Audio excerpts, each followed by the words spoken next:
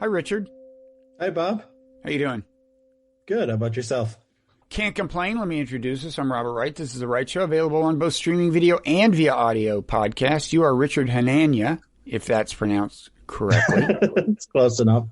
Okay, thank you. I'll declare victory and move on. You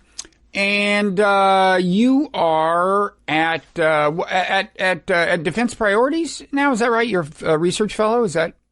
Yeah, I'm a research fellow at Defense Priorities, where I do work on international relations, American grand strategy, the U.S. role in the world. I've also recently started a think tank, which I'm the president and founder of, called the Center for the Study of Partisanship and Ideology. So we explore topics in the social sciences, which is sort of unrelated to my IR work. But yeah, those are my two affiliations right now. And when you say we, is the plural yet really appropriate, or? Yeah, we have, board members and we have fellows. Okay. So, so it's an actual like 501c3, an actual nonprofit? Mm-hmm. Congratulations. Yes. That takes a little work. Yeah, it's paperwork. It's not pleasant. It's not as fun as some of the other things you'll be doing when you're sort of participating in the, marketplace of ideas, but it's a necessary evil. It's not that hard these days. You go to LegalZoom and, you can do it for pretty cheap. So it's not as the burden, I think, that it once was. Okay. Well, good. So now, although your background is mainly in international relations, we're actually going to talk about Civil War today. And it turns out that the political science literature you're familiar with has bearing on the question of Civil War. People over the last few years have been talking a little bit about Civil War in the context of modern America, which is a new thing. And at the moment, you're hearing things relevant to it, like, why don't we secede from the Union? People are saying things like that. Somebody in Texas said that. Rush Limbaugh was talking about secession, but then walked it back, I guess. As we record this, the Electoral College is seeming to make it pretty much inevitable that Joe Biden will be president. And that's the occasion for the latest round of talk about secession, Civil War, whatever, is, of course, the controversy over the election results. It's looking as if a fair fraction of the country may wind up not considering the next president legitimate, which is a pretty recent thing in American history. So anyway, you are a Civil War skeptic. You think what research has been done on civil wars around the world, kind of implies that it's unlikely that America could have a civil war. I know this because I had written something in my newsletter, the Nonzero newsletter.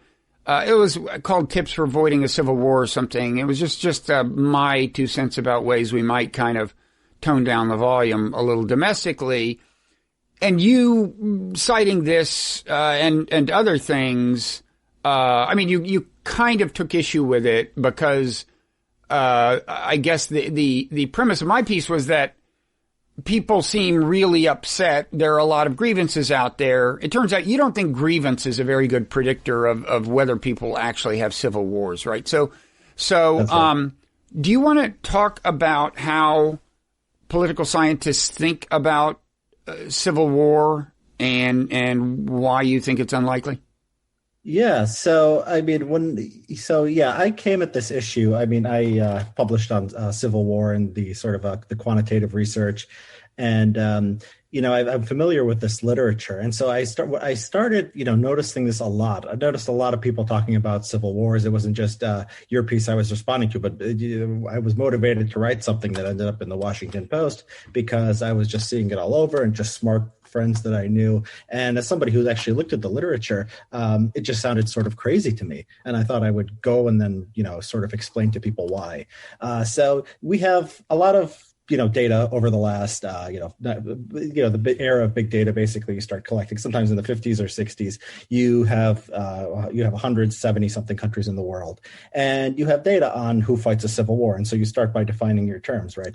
So, they say usually in the literature they use something like 1,000 battle deaths in a year, right? So a civil war has to have some threshold. It can't be one mass shooting or people yelling at each other on Twitter. So you have to start from there. And then you just do these statistical analyses and you see what predicts it. And overwhelmingly, so there's two sort of frameworks you can take, right? There's a grievance model, which is basically people hate each other. When they hate each other enough, they're going to start killing each other. And sort of in the popular telling of how we tell different stories, it's usually the grievance model. I mean, it has appeal sort of to the layman. Well, that's a variable that's been getting attention because that's the thing that's been kind of obviously changing, with all the polarization and so on. Yeah. Yeah, and even when we talk about foreign countries, we talk about like Iraq, we talk about, the Sunni and the Shia, they have these grievances. When we talk about the Balkans, we sort of have this model in our head.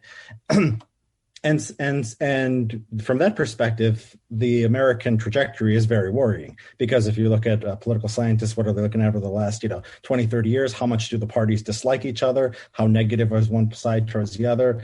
Like even some stuff like, how justified is violence? You see bad trends. So if you take the grievance model, we might be headed to a very, very bloody place. You mentioned, not accepting the election as legitimate. I don't know how new it is. I mean, I wonder how much of this stuff is just more visible, because if you ask Democrats during Trump presidency, how many of them thought Russia actually changed the election totals? It's a pretty high percentage. And then you had the birtherism with the president before that. So, I think if there was maybe the internet in 1960s and 1970s, maybe we'd have a sort of different. Actually, I was around then, and I just don't remember this stuff. Yeah. I will say, one thing you are probably going to have that's new this time around is in my lifetime is the candidate that lost the presidential election refusing to concede explicitly in some way the legitimacy of the successor. That may well happen this time. That has not happened in my lifetime. So that's new. Yeah, Trump is a break, unquestionably. So from the grievance model, things look bad, and there are costs to this. I don't think grievance doesn't matter for anything. It matters for some things. Mm-hmm. But then the other way you look at the Civil War is opportunity, right? So basically, you look at the idea that human beings always have grievances. Gangs of young men can get together and start killing each other basically at any point when you remove sort of, the thin reed, whatever it is that's holding up civilization. And, the countries that, since grievances everywhere, the countries that face civil war are the ones where the government is weak and the government can't stop it. Now, the government may not be able to clamp down on violence because it's just weak. It's just a very poor government in the developing world. A lot of they can't even get to rural areas. They just have there's basically ungoverned spaces. There was an excellent article in the New York Times about Mexico and the violence there, and it's just a weak government, and about this lady who went on this sort of Rambo killing spree, not a killing spree, but arresting spree, arrested all these people who kidnapped and killed her daughter. It's an amazing story because it goes into she goes to the police, the police arrest people, they escape. I mean, you really see the state capacity issue. And then the other thing is sometimes you get geography, right? So when you combine with this, so when you have mountains, when you have swamps, you have a poor government that can't get to them. These are the places in the world where you see civil war. Mm-hmm. And so from that perspective, the U.S. case is very simple. We have a very strong government. We're a wealthy country. It's capable. You shouldn't confuse sort of these showdowns in Portland where Antifa and the Proud Boys are throwing punches even if one person gets killed. Well, we shouldn't mistake that for something that's going to presage an actual civil war. Mm-hmm. Something like Iraq or something like Balkans or something like that. It's just something that I don't think is going to happen now. I mean, I go further. I was looking actually to see what's the wealthiest country that's ever faced a civil war, and I couldn't determine for sure, but I know whatever it is, we're way outside that range, right? Mm-hmm. So things can happen that never happened before. That's possible. It's just I would always counsel being skeptical of things happening that haven't happened before. And if you just look at are we at the level of, they have different thresholds like political science. So they'll say 1,000 deaths in a year, civil war, low level violence. They'll maybe say, 25 or 50 deaths in a year. Have we even reached that? No, we see one or two. Of course, you sound a little bit callous when you talk like this. Every death is, a tragedy, but one or two deaths happen, and we say, well, we're on a trajectory. We're all going to start killing each other. I think that's hyperbolic. Okay. This is kind of a tangential question, but how different is the question of civil war from the question of revolution? I mean, I would think some civil wars start with revolutionary aspirations and some start with secessionist aspirations. But are they very different questions in a lot of ways? I mean, I'll tell you, the reason it came to mind is you said rich countries don't have civil wars. And I thought, this is going back a ways, but when the French Revolution happened, surely France was one of the more prosperous countries in the world. This is granted a long time ago, but it's not relative wealth relative to other countries. It's sort of an absolute. So France in the late 18th century was probably like a sub-Saharan African country as far as, So it's absolute. Okay. So, and I mean, for that matter, the literature is probably pretty recent in its focus. That we're how recent is the literature? I mean, are we talking mainly about data points from the last 100 years, or what? Yeah, it's basically you need to know stuff like to be able to do any kind of analysis. You need basic stuff like GDP and like population size and stuff like that. So that really comes about in the decades after World War II. So you have 170 countries, 60 or 70 years of this data. It's a good question. So there are two kinds of civil war. So there is the kind of sort of insurgency where somebody tries to take control of the government, and there's sort of these secessionist movements where these two sides fight. And what we can do is just count how many of these kind of conflicts we see over the years, and the kind where you sort of have a secessionist movement and sort of like the American Civil War, and their sides on the battlefield. That kind of conflict has really plummeted over the last 50, 60 years. And, if I was to guess why that is, I think it's probably related somehow to the reason why we see so few wars between states is that basically there's, if you think of war as an information problem where each side, where both of the sides can't really agree on which side is stronger, then the more information you have, the more sort of decisive military technology becomes, the less of these sort of set piece battles that you have.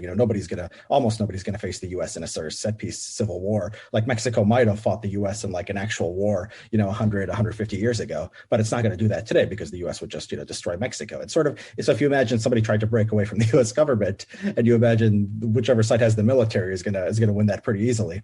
And your point is that they would know that they were going to lose because there's enough information out there about their relative power? Yeah, I would guess. It's hard to prove this, but I would guess so. I mean, you look at just when you read historical accounts, just how sort of uncertain, like World War I, when the Tsar is calling up all his reserves, what kind of war machine he's going to have and how effective he's going to be, is just sort of a mystery to people, and people can make all kinds of guesses and about how things are going to unfold.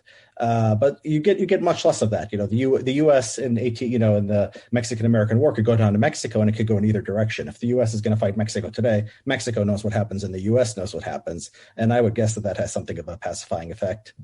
Mm-hmm. There's so one thing that I noted in the piece I had written that I alluded to.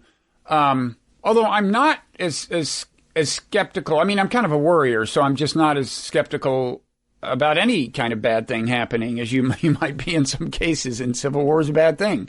So I'm not as skeptical. But I did note in that piece that one thing it seems like you're unlikely to see is like two vast swaths of the country divided. And that's partly because it isn't really red states versus blue states in any clear-cut way. The average red state is at least 35% blue. The average blue state is at least 35% red. It's much more a population density divide of kind of urban versus rural. So right away, you're not talking about, about the kind of 1860s kind of civil war, right? Yeah, I guess. So when I wrote that piece, I was coming from the assumption that sort of the old kind of first American Civil War thing is, the most unlikely case just because it doesn't happen anymore. So I was thinking of more, which I think is what most people are thinking of, although secession has come into the news recently. Before, I think most people were generally thinking of sort of these armed gangs fighting each other in the streets.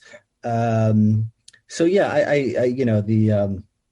The strange thing about the sort of the American divisions is if you look back at the American Civil War, it was slavery, and for decades and decades, people knew that slavery was a huge issue, and it might eventually blow up into a civil war. So I was just reading a great book called "Heirs to the Founders" about the sort of a biography of John C. Calhoun, Daniel Webster, and Henry Clay. And this was their entire career from the time of the founding until they left the scene generally right before the Civil War. And so you have this issue. What was their entire career? It was basically trying to deal with the sectional issues and the slavery issue. Okay. So they were the generation between the founding and the Civil War. Okay. And so if you look at the American context today, it's interesting because it's sort of, this isn't an idea I haven't developed fully, but I'd like to develop. It's sort of about nothing. I saw Glenn Beck on Twitter the other day, and a decade ago, Glenn Beck was saying, if Obamacare passes, America's over and we're going to be the Soviet Union. And, there was all this rhetoric. And Obamacare came. And now Glenn Beck is talking about, well, if we let the election results stand, so it seems like it seems like there's these ever shifting goalposts. And, he's not sitting there saying we're the Soviet Union now, unless we repeal Obamacare, nothing. He just forgot about Obamacare. Or maybe he'd say that they didn't get the public option passed. That would have been the Soviet Union. Maybe that was his threshold. But anyway.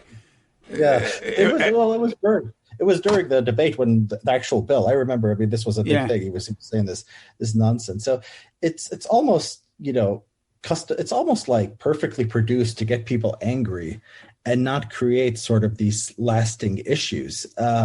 It's sort of has this pro wrestling quality. And I don't know what this looks like in the comparative perspective, but it's just something that I've been thinking about a lot and find very odd about sort of the American situation. Well, that's an interesting point. In other words, you're saying it is self-consciously performative, which isn't the same thing as saying that the fans, the time-honored question is how many of the pro wrestling fans know it's fake, Yeah. It's like, and I think you could ask that question now, and I fear that the answer would be a lot of them don't know. I mean, it's not clear to me how fake it is. I've developed this unfortunate habit of listening to the Steve Bannon podcast.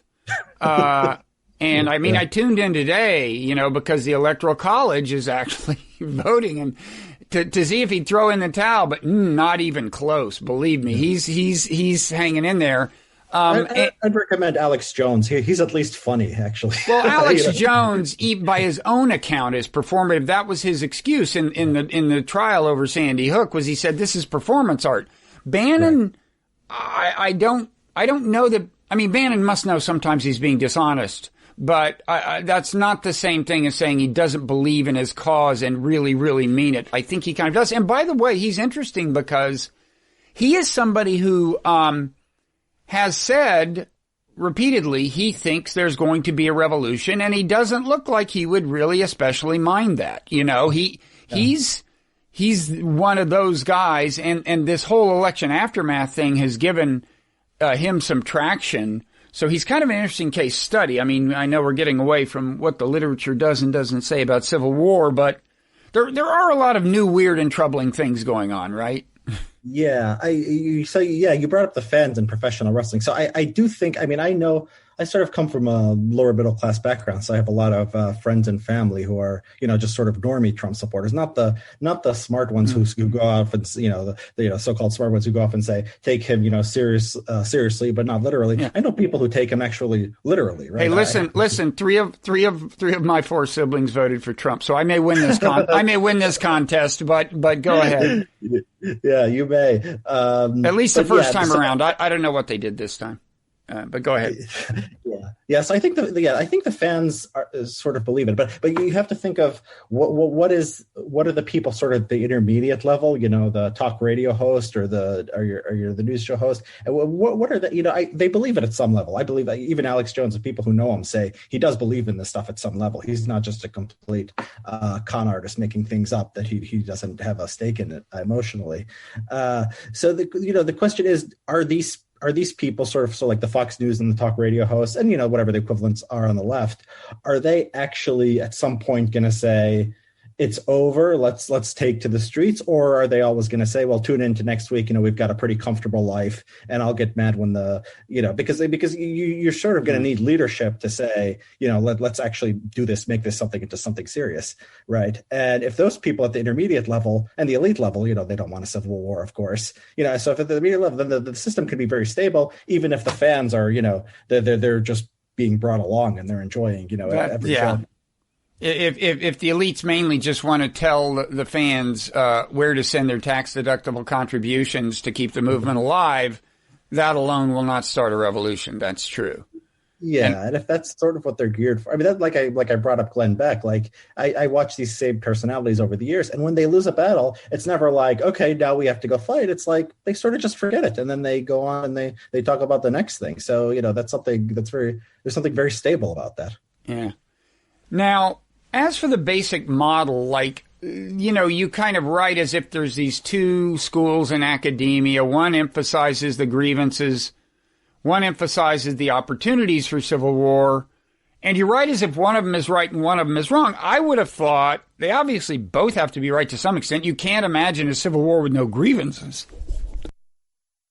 on the one hand. But on the other hand, you can't imagine a civil war in which conditions aren't in some sense conducive to the Civil War, right? Whether it's weak authority or various other things. So, I mean, is there something wrong with the way I'm thinking about it? Or and I've noticed in the past that academics like to talk about alternative hypotheses that are not in fact alternatives. They do that a lot, right? Yeah. Where it could be a little of one and a little of the other. But you seem to think, no, basically one of these is the grievance model is just wrong, right? Well, I mean, I think that our job as social scientists is not just to tell people sort of everything matters in a way, because that's very easy to do. I think that what we try to do is, everything sort of, matters at some level to some extent. But I think what we try to do when we do good social science is say, okay, like this sounds plausible and this sounds plausible, but this is closer to the truth than this is.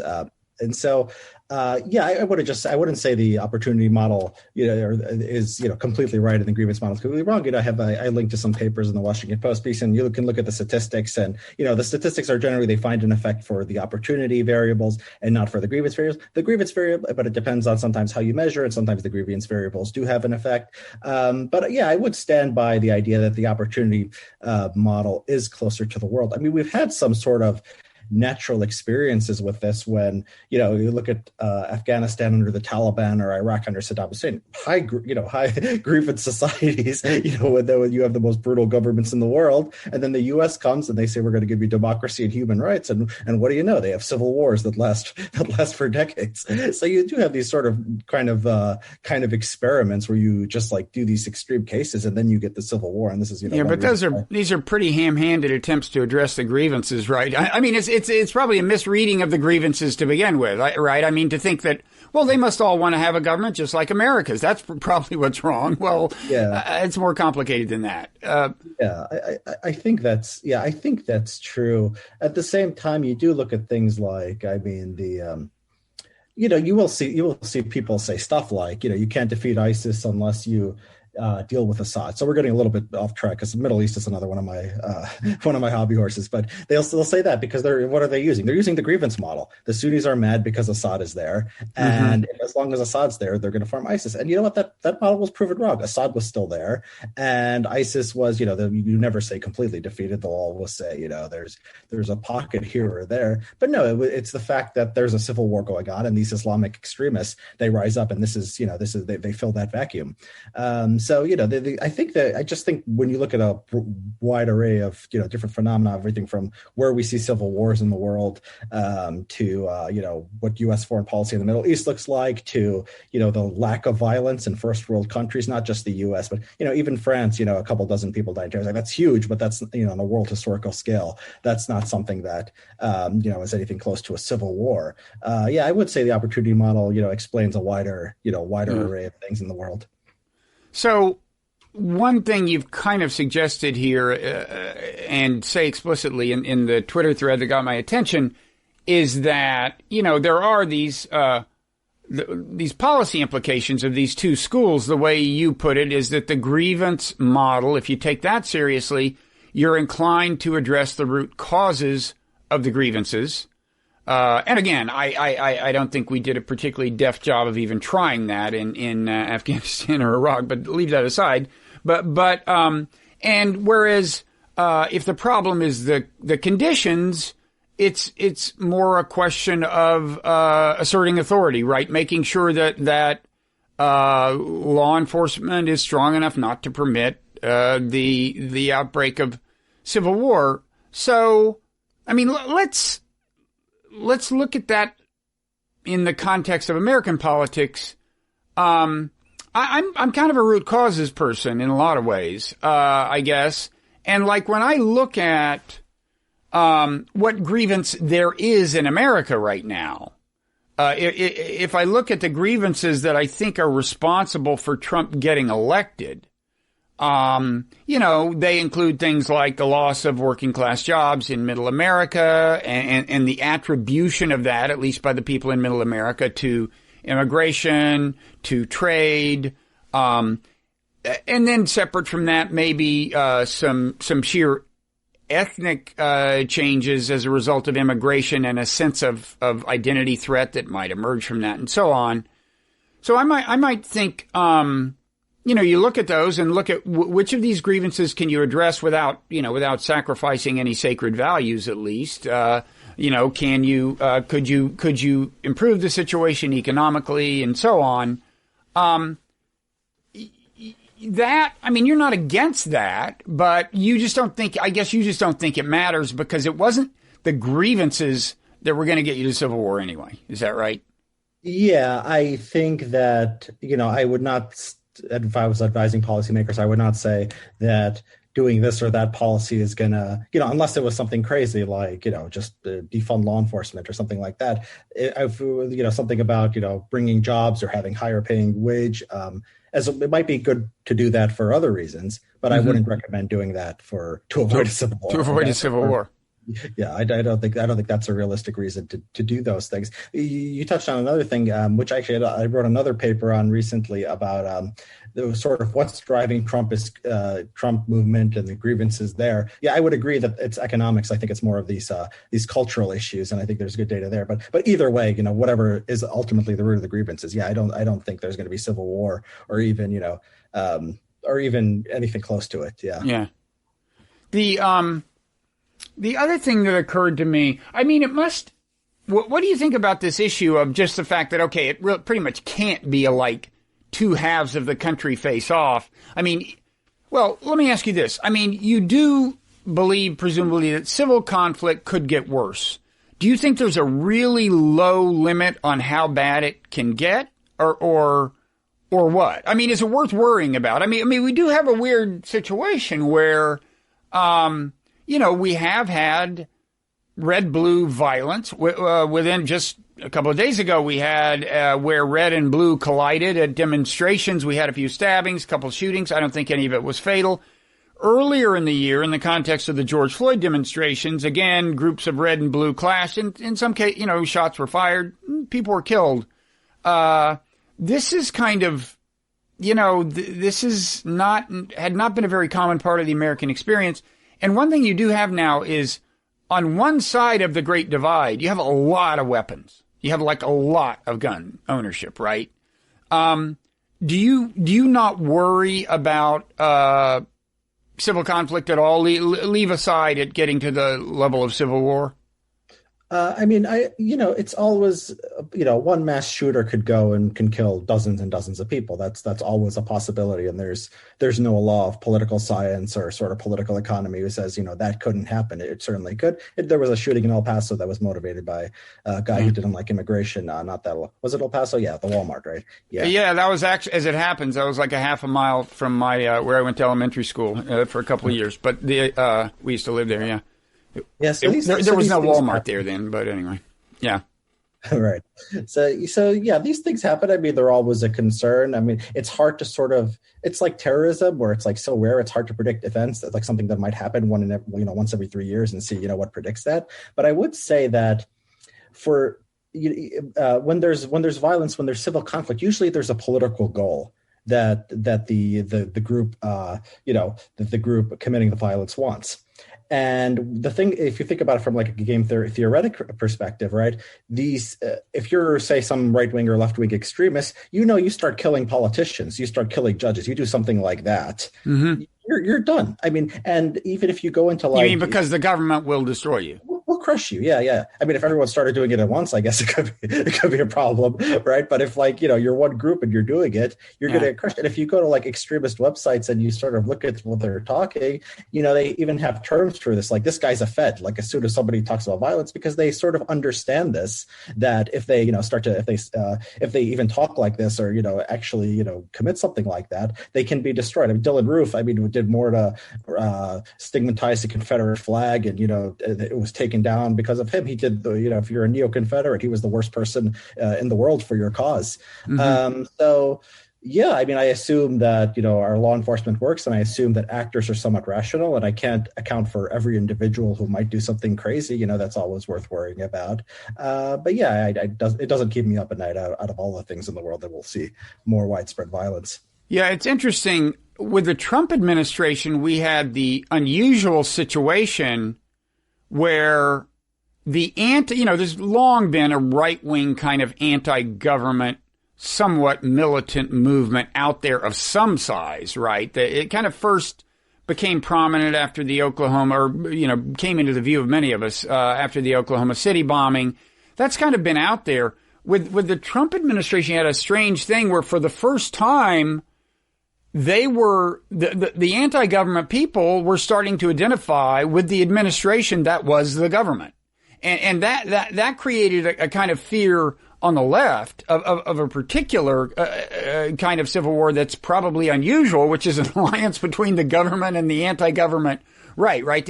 Especially after the George Floyd stuff, the fear was that Trump might, call in federal troops and so on, and then there would be reaction against that from the left, from Antifa and blah, blah, blah. But that, assuming Trump doesn't find a way to stay in the White House, is about to change, and I guess you think the odds are so low of civil war to begin with that maybe the question's not worth asking, but I would think that getting back to the more common situation of a government that the anti-government right hates might actually reduce the chances of something cataclysmic happening, if that makes sense. You're saying that you're what I hear is your worry is that Trump administration sort of has this alliance between that. This was a worry that was out there I mean, you could look at it either way. You could say, well, won't this pacify the anti-government right? Now they have friends in the government. On the other hand, if if Trump decides to use his executive authority to, I guess the fear was a kind of authoritarian crackdown on behalf of red state America or something, I guess that might, lead to something. Yeah. Yeah, I think it's, with a person like Trump, I think it's more a theoretical concern. I just don't think he has sort of the attention span for it. Or, he might have the intention, or we might like to do something like that. Could it potentially, let's say you had somebody who sort of had the same instincts and, sort of had the same coalition, but was sort of more of a focused leader? Yeah, I mean, that's something that could happen. That's it's different from Civil War because it's coming from top down and government, right? So like after 9/11, the government could, do all these things that weren't, as extreme as what you're talking about, but, like take away people's rights and do stuff like that. That I think is more probably of a realistic concern than some of the Civil War discussion. Yeah. I mean, one thing I wonder about is like, you mentioned information in one sense, information availability, but there's another, relevant thing about information, which is that, different factions, including antagonistic factions, can be kind of in their own information ecosystems. And I think that's always been true. It's just that used to be geographically defined, right? I'm sure that in the run up to the Civil War, very different narratives were prevailing in the South than in the North. And in fact, when you said that, one predictor of civil wars was mountain ranges, and your explanation of that was that they made it hard for the government to exert centralized authority, the existence of mountain ranges. I thought, well, yeah, but also they are sometimes correlated, A, with different ethnic fragmentation, and B, until, fairly recently, they would have been associated with different information ecosystems because a lot of information kind of traveled on the ground. And, starts to change with radio, but it doesn't change completely, for a while. But in any event, now it's like there's almost no correlation. Well, there's some correlation, but there's no intrinsic correlation between geography and information ecosystem, so you can have a distinct information ecosystem that is very finely, kind of articulated across the country in more or less the same way that the rival ecosystem is. And that has to have implications that I haven't totally figured out for actual civil war. I mean, maybe, I don't know. Does that make any sense? Yeah, it does. So, there is just a nationalization of politics. So, it doesn't even have to think about civil war. You can just look at voting patterns, where what people talk about or what people are interested in. There used to be, like a Democrat from the North used to be, very different from a Democrat in the South. The Democrat South could be a segregationist, a North Democrat could be a civil rights champion. You don't really see that anymore. And you do sort of see this kind of homogenization of sort of opinions in these two camps. Yeah, I am a little bit of a sort of technological, determinist on this thing. I do think it's sort of the, I don't know if it's technological determinist. I think there's been a business model of sort of what sells that has sort of worked, and it's served sort of people in the media, and it's served the parties well at times to sort of tap into that. Whether that makes it more or less likely, it sort of makes it, if I was going to guess, like I said, I think the odds of civil war are low anyway, but I would guess that it would have less of a, because you think about it, when it's geographically based, like a leader in sort of, has a sort of incentive to sort of rile people up to dislike these people in this other part of the world. Now, if they have if they're sort of divided within, right? If you're Texas and Trump won you 55-45, if Texas was 90-10, right?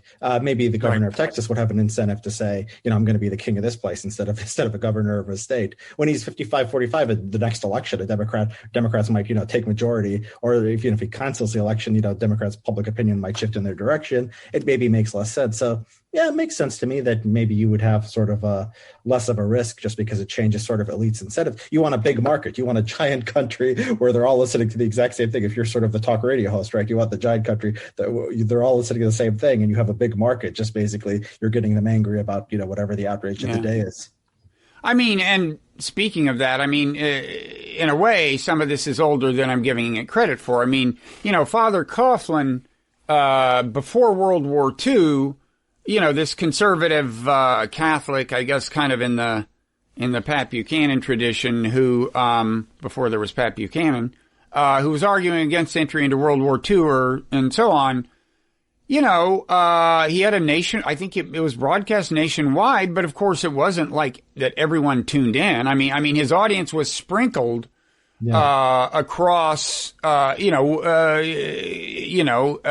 every state. And apparently, by the way, he had a following of like 30 million. He had a listenership of like 30 million, I heard the other day, which would have been a big chunk of the population in those days. Do you know how he declined? Do you know how he lost his influence? No, how did it happen? FDR basically leaned on the government to take away his the broadcast license. Did they? I'm not sure of the details. Whether I think they sort of informally leaned on whoever the sort of was carrying the show. and they got it basically taken off air through government pressure. And so that's an interesting lesson too. Sort of, you could do these things maybe a little bit more easily. Maybe the culture and maybe the concentrated the nature of technology. If there was just one Rush Limbaugh, maybe you shut them down. If you have this sort of whole network of all these websites and TV channels and radio hosts, it just becomes a lot more difficult. Well, yeah, but you do have some pretty centralized levers of control. I mean, YouTube, they're not explicitly in government hands, but they're in elite hands. And as it happens, they're in blue state elite hands.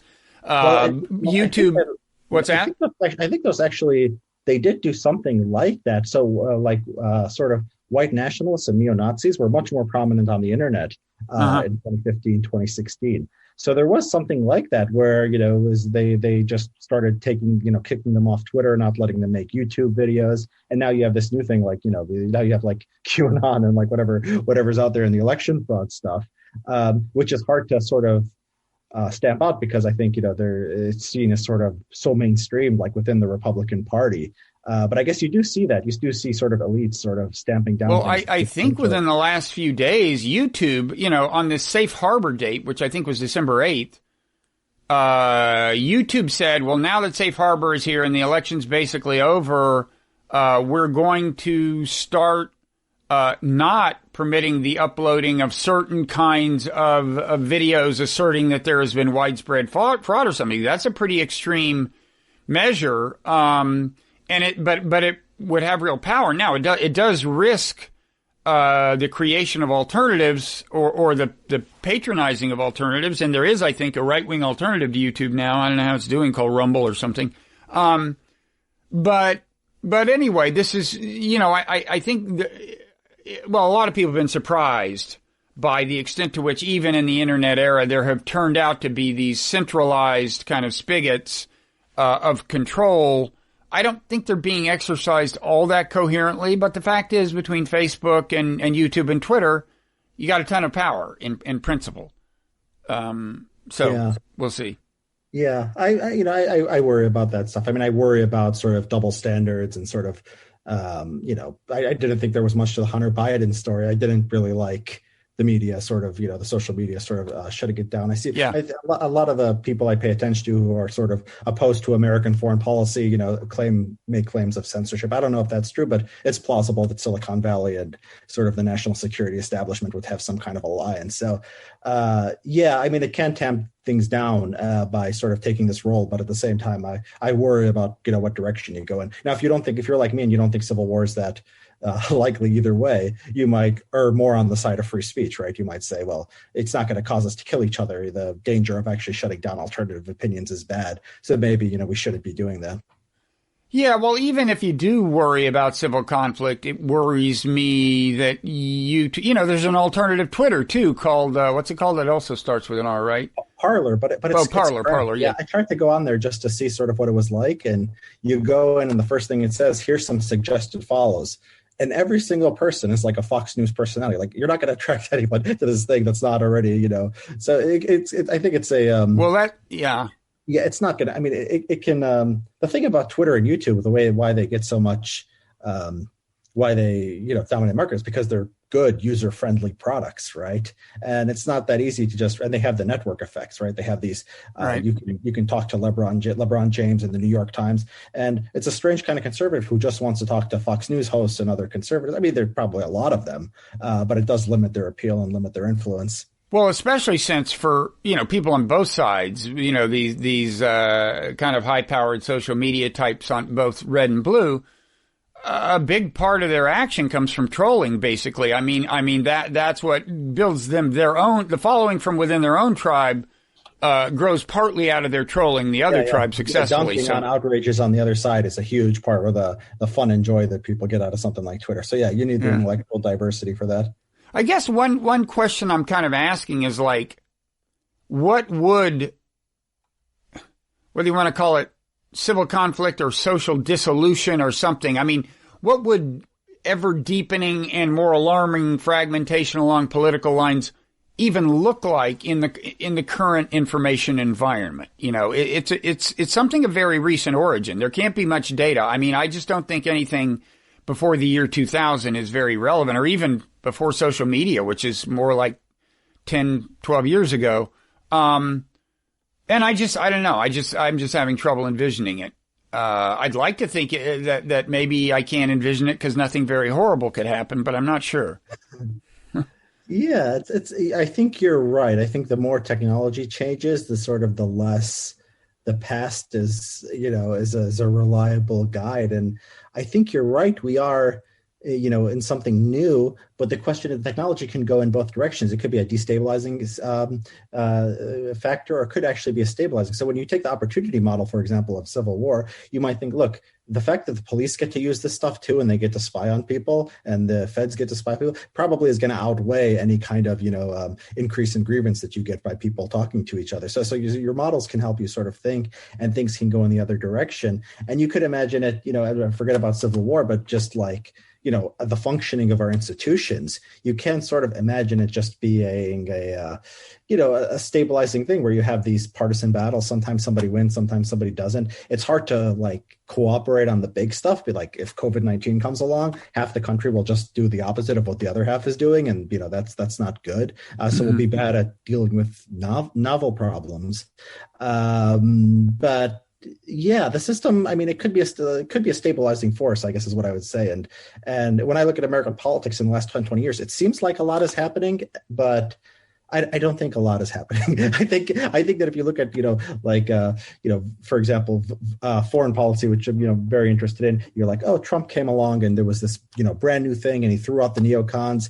And, 90% of the policy is the same. It's, they're censuring Venezuela. He's bringing on John Bolton. He's bringing on, Mike Pompeo, the most established people. It's the same thing with the economic stuff. There's people have written about basically a lot of talk about his populist realignment, while Trump just basically did mostly old school Republican, tax cuts and deregulations. So, yeah, I mean, it's sort of it's bread and circuses. It can be seen as sort of just a way of stabilizing the system and making sure, nothing much changes. Yeah. So what? So is it that you just don't worry about civil war, or you don't worry about the direction of American politics much generally? Oh, I mean, no. I worry about them. I worry about American politics. I think that. What are your big worries? Just that the partisanship is just making us stupid and unable to deal with problems. Just the fact that we'll go back to COVID-19. The fact that. That Trump can say things like that, that one side can basically say, masks don't work. We don't need testing. I mean, the fact that we didn't do any mass testing, and even the stuff on the left, like the identity politics where, the Black Lives Matter protests, and then how they all of a sudden, all these public health experts were saying that it wasn't, a big deal. So I worry, I think that there's an identity politics on the left that's not very good. I think there's a symbiotic relationship with what's happening on the right, which is sort of this unfocused, amorphous backlash that can be channeled into like the Tea Party, it can be channeled into Iraq War, it can be channeled into Trumpism. So yeah, I'm worried about our ability to deal with novel challenges. Now, as far as civil war or like the really tail end stuff of like mass violence, I don't think that'll happen either. So I don't know where that puts me on sort of the optimism, pessimism spectrum. I think that, like things like people's satisfaction with the economy before COVID was actually good. There's some of the system, we have institutions that sort of work. It's just when we need to focus on something, when there's a serious problem, I think that's when it goes haywire. There's a lot of good political science work that on like the stuff that is hard to do is the stuff that's salient. So there's a lot of actually laws that get passed, and they have bipartisan support, but nobody's paying attention to them. And so I forget the name of this author, but she wrote about this. She wrote all these examples just from the last few years. But then if it becomes an issue like, healthcare or COVID, it becomes like the one or two most important things, then the things get dysfunctional. So I'm sort of, I guess I would say I'm most pessimistic about sort of our mental health. I think this sort of partisanship or tribalism is bad for us. Just, the worrying about civil war, just like this sort of hatred on the other side. I think it's a bad thing. I think, that to the extent that sort of takes over normal people's lives more and more and becomes like a more tied in with their identity, I think that's a bad thing. But as far as, like I said, violence or, just the inability of government to function at all, yeah, I'm not too worried about that. Yeah. I mean, just a quick thought on the salience. I wonder, about the direction of causality. I mean, some of that presumably is just that when there is contestation over an issue, it makes the headlines. It becomes salient. I mean, the things, it's not news if everyone agrees, if the Democrats and Republicans agree. So it's almost, right. It has low news salience as a result of that. But you're suggesting there's something else going on, which is that if something's prominent, it just tends to generate a dysfunctional response by the government or an inability to reach consensus. Yeah, I mean, the public and even, the news reading, the most, educated, most informed members of the public, there's only so much bandwidth, right? There's only like 2 or 3 issues we're really discussing at once.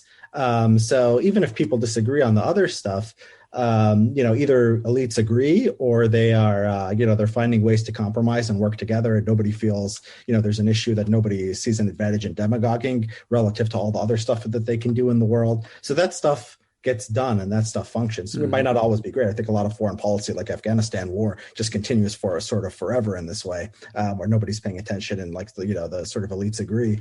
So this can be dysfunctional, but it's basically it's governing, right? It's government and it's working, and we just become very, very stupid when the lizard brain and the partisanship and all the shouting comes and all that stuff is just activating. We go to a bad place, but it's also good to know that that's not everything, and stuff is happening all the time that's sort of beneath the surface. Yeah. I mean, I would think, you seem to acknowledge that to some extent, our system of governance has become a little less functional, if I read you right, that's a byproduct of some of the tribalism. I would think if that went far enough, you would be getting into an area where conditions actually were conducive to civil war. I mean, if the government isn't coherently effective, ultimately that's got to wind up affecting its authority, I guess is what I mean. All right. Yeah, I mean, it could, but then, if the FBI and the police and the sort of intelligence is all working, and these are sort of, these institutions that are sort of a little bit at arm's length from the political system, as long as that stuff's working, I don't see why, it has to end with blood in the streets. It just ends with like government shutdowns and a lot of yelling and a lot of people hate each other, right? Uh-huh. Okay. Well, this is all, in a certain sense, reassuring, I guess. That's what I'm here for. Before we go, I want to quickly talk about something else you wrote about, which is China. Your background, although we've been talking about civil war, your background is more in international relations. And I think you wrote something, were you questioning the whole kind of great powers competition paradigm that's gotten very popular lately? I mean, there's been a lot of discussion about the U.S. and China as facing some kind of inevitable power competition between great powers or something. Yeah. I wrote a report skeptical of just the idea of great power competition as sort of a guide to American foreign policy. And then actually within the last, just today, I published something on Palladium magazine specifically on China and sort of the U.S. response to China. So this idea of the great power, the people say, well, China is a great power competitor. They sometimes say that about Russia. And the idea is that, states are naturally antagonistic. There's, if they're strong countries, if they're, potential hegemons, they're going to be either locked in something like a zero-sum struggle. And people rely on, sort of a historical perspective for that. Now, the reason that this made sense, I think, before, say, the second half of the 20th century, or maybe earlier in history, is that countries fought a lot of wars against each other. Like great powers, they often killed. So if you didn't colonize some territory, or if somebody got ahead of you economically, that could come back to bite you if there's ever a conflict, right? So it makes sense. So sort of you're in the security dilemma. Everything that another country does to get stronger, it's seen as zero sum. We're in a place where a lot of IR scholars would say great power war is impossible because of nuclear weapons, or close to impossible. It just doesn't make sense. It would be so destructive. The U.S. in particular, just how far it is from China and Russia, and the fact that we have no history of territorial, disputes. Now we have these disputes over Hong Kong and Taiwan, but that's generally the U.S. being in the backyards of these countries, which we don't need to be and doesn't have actually, it's not actually directly related to American security. So my argument is that this is sort of a self-fulfilling prophecy. This is not a useful way to understand the U.S.-China relationship. The thing about China is, so I go into my piece on China. I go into the fact that if you just look at data, it's going to be the most powerful country in East Asia. There's really nothing we can do to overturn that. These people come along and they say we need to decouple this and that. It doesn't matter. They're matching us in GDP in purchasing power parity. They'll pass us by the other one, and they're still growing because they're a middle income country, and middle income countries just grow faster than higher income countries. And plus, they're right there, so they're gonna, even U.S. allies like Japan, Australia, South Korea, they have much deeper economic ties to China than they do the U.S., even if they're formally aligned with the U.S. And stuff like Huawei and Hong Kong, like South Korea, for example, takes China's side on every one of these things. So there's this inevitable sort of decline that we're going to have to live with in this area. And, and if you sort of remove the paradigm of great power competition as the way to understand this relationship, it doesn't have to be that scary of a thing. It's just something we can sort of live with and adjust to.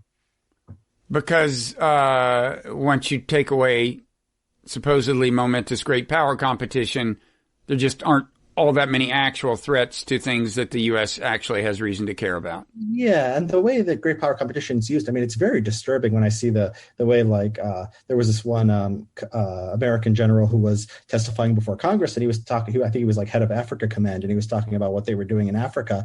And he's like, we need to be there because like China and Russia are going to fill the vacuum. And it's like, fill the vacuum and do what? Build roads. Imagine if somebody other than us was building roads in Africa. Yeah, it's just strange. And it's like, I try to take the idea seriously, but the way it's used in practice is often just a way to sort of justify anything. You need to be in Syria. Russia's going to fill that vacuum. I even heard someone say, you need to be in Afghanistan. China, by the way, is like Afghanistan's has more investment in Afghanistan than anyone else. So U.S. being there is not stopping it from becoming closer to China. So it doesn't even make sense on its own terms. It's not like we're stopping them from trading with China by occupying that country and fighting a war there. So, I think that this entire paradigm is sort of, it's faulty, and it just leads to some really bad policy. There seems to be a lot of momentum behind it, though, behind the paradigm. You see this, again, to get back to Steve Bannon, they are going all in on the narrative that, Joe Biden is in cahoots with China to suppress the deplorables. And that's just going to put, if they succeed with that narrative, that's just going to put political pressure on him that makes it harder for him to do engagement with China. So I'm not sure. Do you see anything? Why is it? There seems to be just this kind of Manichaean tendency. It's like for a long time we had the Cold War. Okay, we had this global struggle with evil, and you could argue that there was definitely, it wasn't totally in our heads, although we obviously overreacted and fought a lot of like little battles that in retrospect weren't pivotal. But that went away, and now lo and behold, China is fulfilling that psychological role, the role that global communism did fill, and to some extent Russia is too. To some extent, it's the same thing. Do you have a theory about why, since you don't view it as an accurate view of the situation, as to why it is so popular? Yeah, I take a public choice perspective. So the Cold War, ended.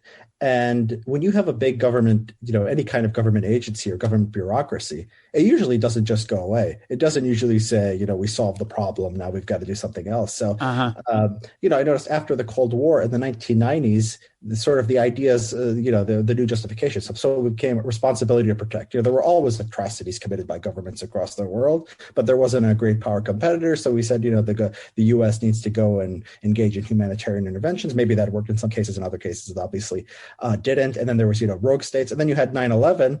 And, you could have easily said, the lesson of that is don't be in the Middle East. Like that's what motivated bin Laden, and that's the reason. But no, it became, we have to go in there. We have to democratize the Middle East. It's crazy.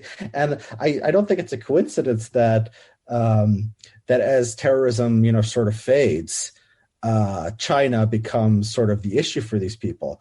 I have a Twitter thread on the neocons, and people talk about the neocons where they wanted to get us into Iraq, and I actually went back and did some review of their earliest documents when they were. They started the Project for a New American Century, and they were writing in the Weekly Standard, 97, 98. They weren't talking about Iraq at all. They were just, they wanted to spend money. They were talking about China. They were talking, I think, maybe even about Russia. Maybe Saddam Hussein, they'd mention him now and then. They become friends with Chalabi. Then they become, well, anyways. So there's a book by William Hartung called Prophets of War. Prophets of War, right? Play on words, where he goes into the founding of it. And it was actually founded by a Lockheed Martin. Lockheed Martin executive was one of the founders of the Project of a New American Century. Is that right? Yeah, I think his name is Bruce Jackson. I'm not sure, but I think that's his name. But it's in Will Hartung's book. I mean, the prominent faces were like Bill Kristol and Bob Kagan, right? Of course, yeah. But there was this guy who was sort of in the revolving door of being in the defense industry and also being in government. Had lobbied on behalf of NATO expansion in the 1990s, and he was one of the co-founders of PNEC. And we don't know, this is not a group that makes all its donors public, so we don't know what percentage of it just came from the weapons industry. But I think people were involved who were true believers. I think at every step of the way they find alliances with people who are true believers. But there's a lot of money and a lot of interest to sort of keep things going the way they are. Bannon, like we talked about Bannon, there's a Chinese billionaire who's Miles Guo. Yeah, so it's hard to differentiate. Actual beliefs. We should say he's in the U.S., faces extradition. He's been indicted in China, and so but he bankrolls Bannon, yeah. Yeah, so my perspective would be it's something, I would take an American sort of domestic politics view of this. I think there's a lot of lobbying, and I think there's a lot of people mentally invested in American leadership, and I think there's sort of a lot of a lot of monies to be made, a lot of jobs to be had, a lot of prestige to be had from doing something important in the world, and that would be my sort of grand explanation of American foreign policy. It does seem like there's always something. I'd forgotten about rogue states. I mean, I hadn't forgotten about them, but for a while, right after the Cold War, that was the closest thing to the new menace. It was going to be rogue states, and then after 9/11, it was going to be terrorism. And now it's China. We're pivoting from the Middle East to China. So, okay. Well, anything else you want to say about civil war? I hope you've reassured everyone that we don't have to worry about this, even though there are plenty of things to worry about in America. Actual flat out civil war, you think, is not one of them. Yeah, I would just reiterate, I'd be shocked if we had a civil war. If we have a civil war, the least of people's concerns is my sort of reputation. But I'll just say that I'll emphasize that again. And you don't think a serious secessionist movement is likely either? No. For the reasons we talked about. I mean, just of the sort of nature. No, there would be, that would just lead to an insurrection within the state. So and I'll be surprised when they, for Medicaid. Remember Medicare expansion under Obamacare? There was these states. So this was the most salient issue in the country. Medicaid, right? Yeah, Medicaid. Yeah, the poor people one, not the old people one. So they were trying to expand that in Obamacare, and then states held out for a while and said we're not going to take that funding, and then just like every year a few more end up taking the funding, and it shows you Obamacare is the biggest issue, but still there's the central government could print its own money, and there's serious financial costs to going against it. So if they can't even stop themselves from not taking money from Obamacare, which is the great Satan in sort of conservative cosmology. I don't think they're going to, be cut off from federal spending and maybe have sanctions placed on them or whatever. Yeah, I don't see that happening. Okay, well, I will sleep easier tonight, having been reassured by you that I won't wake up tomorrow to. Yeah, I'm glad. I mean, sometimes optimism, doesn't sell. There's Peter Turchin. I mean, he's everywhere, and people find it fascinating, the idea that you can scientifically predict that there's going to be a civil war. Is he a political scientist? Is Turchin? Yeah, he's a political. I think he started as an ecologist, and I think he's a professor of ecology. So he made his name in ecology, but he writes about sort of cyclical. He has a cyclical theory of violence, and yeah, he's one that he's a scholar that I disagreed with, that I by name took issue with. Yeah, you took issue in that very Twitter thread I mentioned that mentioned me. Yeah, well, I don't know about his particular cyclical theory. I'm deeply skeptical of cyclical theories in general in history. They just don't. Bannon is totally enamored of this fourth turning thing, and we're in the middle of the fourth turning, he says. But yeah. So go ahead anyway. Go ahead. So Turchin is, in your view, an alarmist, you would say. Yeah, I would say so. I mean, even the, and it's weird because the Civil War literature, the people who study Civil War, I've been sort of steeped in this literature for years, and Turchin's name sort of doesn't come up. Now, he gets cited a lot, but it's not within sort of the big end studies of people looking at Civil War, the big data of the last 60 or 70 years. Yeah, I think he's an alarmist. But if you look at his model, if you want an example of what a grievance-based model looks like, it's his, and people can reach out to me if they want to see a Twitter thread of how the people are saying he predicted 2020, and I have a Twitter thread showing not really. He made some vague thing about meaning the election outcome or what? No, he predicted that there would be greater instability in 2020. Now, he didn't say in 2010 what instability would mean. Right? He didn't say like number of deaths or whatever. Yeah. And then he has a thing showing protests went up in 2020. Well, in my thread, I showed, just counting number of protests. You look at deaths at protests.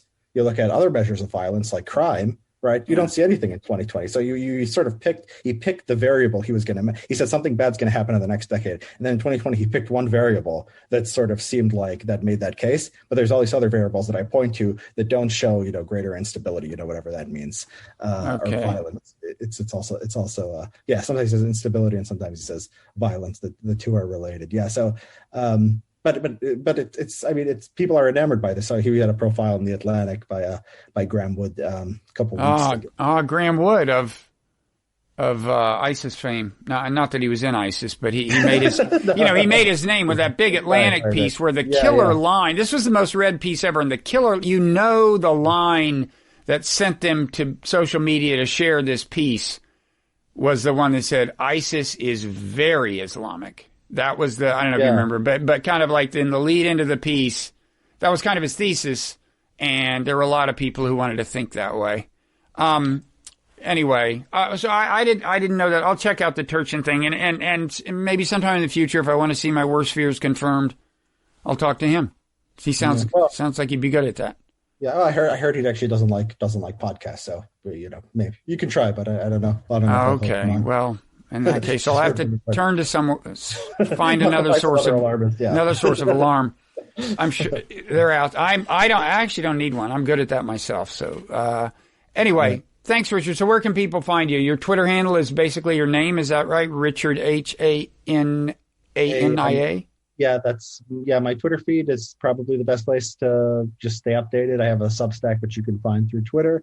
If you want to follow with my organization, it's the Center for the Study of Partisanship and Ideology. So it's cspicenter.org. So, check us out. We'll be having reports coming out in the next few weeks. So, And what's the name of your Substack newsletter? It's just my name. It's just Substack. It's in the Twitter profile. So if you go to Twitter, you'll see it there. Okay, great. Well, thanks for taking the time. No, my pleasure. This was fun. Same here. See ya.